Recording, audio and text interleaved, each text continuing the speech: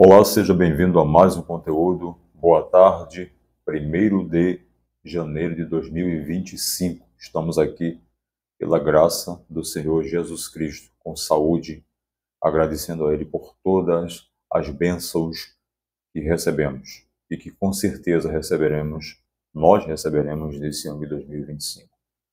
Bom, eu acredito que você já tenha ouvido nas redes sociais, nos canais abertos de televisão, de que Alexandre de Moraes tem tomado algumas decisões de forma ilegal, especificamente em relação aos presos do 8 de janeiro, com condenações aí de 14, 15, 17 anos. O que aconteceu exatamente ali no 8 de janeiro? Manifestantes invadiram ali os prédios dos poderes, munidos de pedaços de pau, outros instrumentos, quebraram o patrimônio público, ali depredaram o patrimônio público. Para esse tipo de comportamento, nós temos o artigo 163 do Código Penal, da sua forma qualificada, que é o dano qualificado, é o dano ao patrimônio público. Isso é de praxe. No entanto, as decisões do ministro do Supremo, as decisões tomadas pelo ministro do Supremo, Alexandre de Moraes, estão indo de encontro, na minha opinião, ao que determina o Código Penal. Ele disse que aquelas pessoas ali praticaram invasão, que invadiram os prédios dos três poderes ali, elas praticaram crime de abolição violenta do Estado Democrático de Direito, ou também um outro tipo penal que ele cita, que é tentar depor aquele que é legitimamente eleito, escolhido pelo povo. Mas, na verdade, os comportamentos que nós tivemos ali, na minha humilde opinião, aqueles comportamentos não se enquadram naquilo que está sendo afirmado pelo ministro Alexandre de Moraes. E eu vou provar aqui a vocês, porque às vezes muita gente fala, os jornalistas, por exemplo, outras autoridades, na sua fala, diz que ele comete ilegalidade, seria um crime de dano. Sim, mas por que seria um crime de dano? Não é?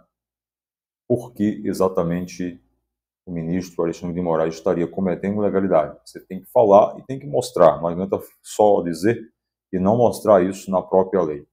Gente, o nosso Código Penal, a partir do artigo 121, parte especial, traz ali os tipos penais, né? Com seu preceito primário, secundário, ou seja, com a criação do crime e a estipulação da pena, com a descrição da conduta e com a sua estipulação da pena, com a aplicação da pena, reclusão, detenção, multa. E o que acontece? Existem alguns artigos ali, a parte especial do Código Penal, que eles podem ser deixados de lado, por exemplo, podem ser deixados de aplicar, ou seja, a autoridade pode deixar de aplicar aquele dispositivo quando o comportamento que está ali descrito constituir uma infração penal mais grave. Entende? Isso se chama do princípio, né, da subsidiariedade no direito penal, ou seja, direito penal subsidiário, tipo penal subsidiário, ou seja, ele só vai ser aplicado se aquela conduta ela não constituir um crime mais grave. Espero que os senhores estejam me entendendo. Então, em alguma situação, a aplicação daquele artigo ele pode ficar em stand-by, porque vai ser aplicado ali um outro artigo em relação àquela mesma conduta, por constituir uma infração penal mais grave. Ou seja, uma infração penal praticada, ela pode estar presente em 2 ou mais tipos penais, mas de preferência em 2 tipos penais, sendo o primeiro tipo penal de forma subsidiária e o segundo tipo penal de forma obrigatória. Entende? Porque, às vezes, por estar ali descrito, mesmo estando ali descrito, é uma conduta mais grave que se vai se aplicar um outro artigo com a pena mais severa. Tá bom?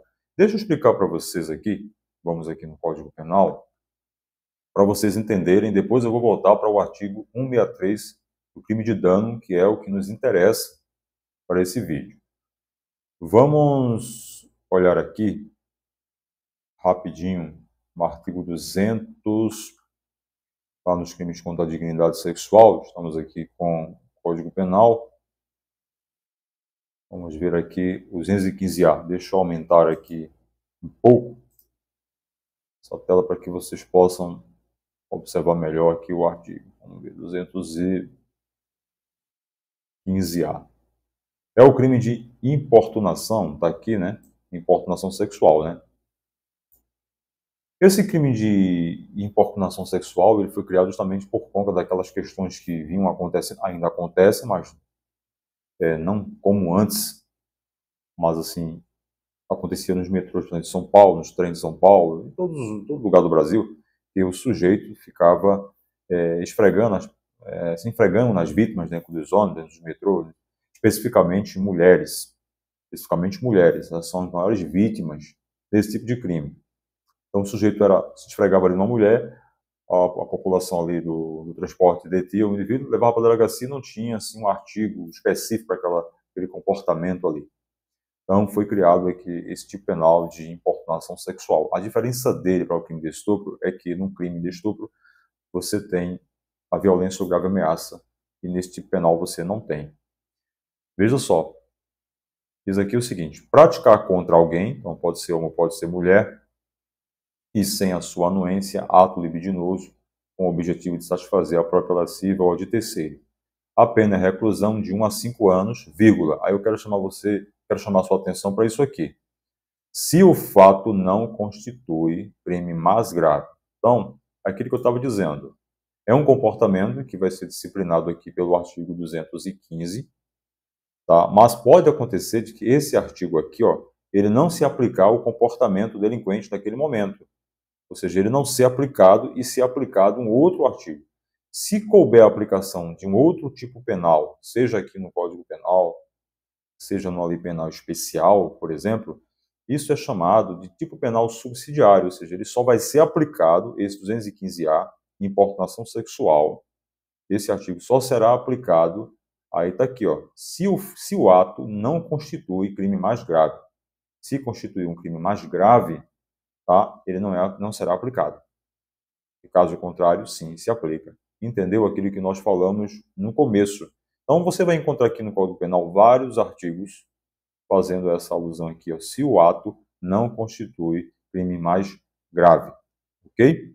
Isso é um tipo penal subsidiário. Quando o legislador fez isso aqui, quando o legislador ele quer deixar esse tipo penal ou outro de forma subsidiária, ele manifesta esse interesse aqui, ó, por escrito, se o ato não constitui crime mais grave, ok? Mas vamos voltar para o artigo 163 aqui, espero que vocês estejam me entendendo. O artigo 163, ó, vamos lá, o que nos interessa, né, o crime de dano. E para mim é o que aconteceu ali em Brasília. Então, artigo 163, vamos para o dano aqui, ó, qualificado, que é o parágrafo único. Se o crime é cometido com violência à pessoa ou grave ameaça, inciso 2, com o emprego de substância inflamável ou explosiva, vírgula, se o fato não constitui crime mais grave, está vendo aqui? Aqui também o legislador disse que esse inciso 2 é subsidiário, ou seja, só vai ser aplicado, tá, se o fato não constitui crime mais grave. Vou dar um exemplo, né? Se você vai lá na casa de uma pessoa e até a fogo dentro da casa dela, e o fogo fica ali só no colchão, só no sofá, por exemplo, ele fica só ali, então você vai responder pelo crime de dano, porque você, dano qualificado, você usou substância inflamável, usou gasolina, até o fogo.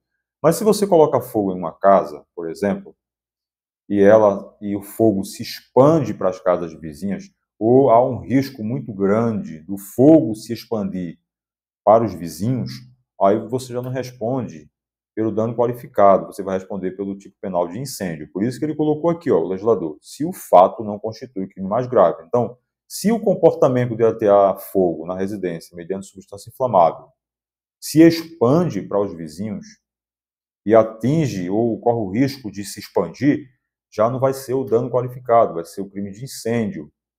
Por quê? Porque o crime é mais grave. Então, aqui, veja que ele sempre deixa o legislador de forma explícita aqui, porque ele quis assim. Agora vamos para o nosso inciso terceiro, que nos interessa. Se o dano ele é praticado contra o patrimônio da União, que é o que aconteceu em Brasília, os pregos dos poderes, patrimônio do Estado, do Distrito Federal, municípios, autarquia, fundação pública, empresa pública, sociedade de economia mista, ou empresa concessionária de serviços públicos, tá vendo?